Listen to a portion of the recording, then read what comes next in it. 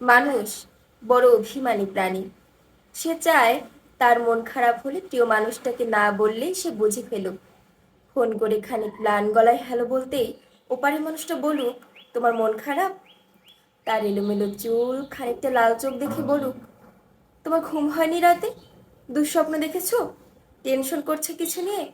সে চায় মানুষটা বুঝুক কখন শক্ত করে বুকের সাথে চেপে ধরতে হয়, চোখের সামনে আলতো করে হাত ছুঁয়ে বন্ধ করে দিতে হয় চোখের পাতা।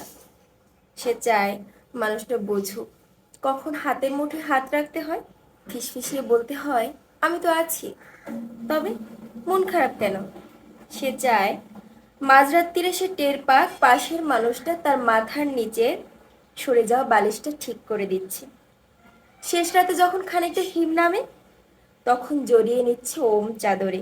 সে চায় তার জন্য মাঝরাত্রিও কেউ বাড়ি ফেরার অপেক্ষায় থাকুক, মনে রাখুক তার জন্মদিনের কথা, প্রথম দিনের কথা, স্পর্শ অনুভূতির কথা। সে চায় তাকে ছুঁয়ে দেখতে গিয়ে কেউ মিথ্যে মিথ্যে অজুহাত বানাক, কপাল ছুঁয়ে বলুক দেখি দেখি তোমার জ্বর নয় তো। অভিমানে দূরে সরে যেতে চাইলেই কেউ বলুক খানিক ভুল করেছি বলেই দূরে যেতে হবে, তবে এই যে এত ভালোবাসি তাতে আরো কাছে আসা যায় না? আরো আরো কাছে, অনেক অনেক কাছে। মানুষ বড় অভিমানী প্রাণী। তারা দুজনই কেবল ভাবে এসবই ওই মানুষটা বুঝুক, ওই অন্য মানুষটা, কিন্তু শেষমেশ করা হয় না কারোরই। তাই কাছে আসার রঙিন দিনেরা ক্রমাগত দূরে যাওয়ার ধূসর বিবর্ণ গল্প হয়। মানুষ বড্ড অভিমানী প্রাণী।